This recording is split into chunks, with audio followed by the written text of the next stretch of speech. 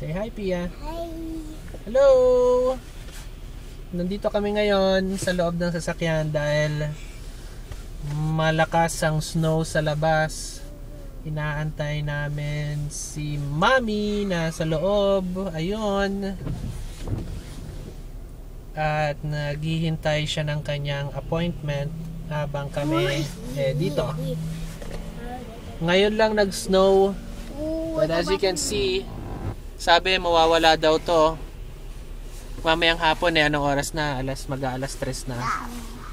Talagang ano na to, parang blizzard na is it Chloe? Bakit is Chloe? Where's Chloe? Oh, Chloe sleeping.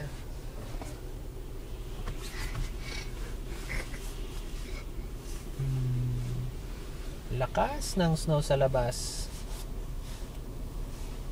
Daddy and I are gonna make a snowman. We're gonna make a snowman? Yeah, we're gonna make a But the snow is home. not that thick yet. Pagka mataas na yung snow, pwede tayong gumawa ng snowman. Tsaka hindi rito, no? Yeah, only at home. Yeah. Let's make it at home later.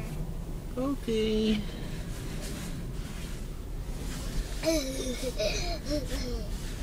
Yan, buti na lang may heated seats to. Tsaka malakas ang heater.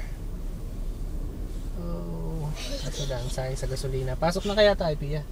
Pasok na tayo?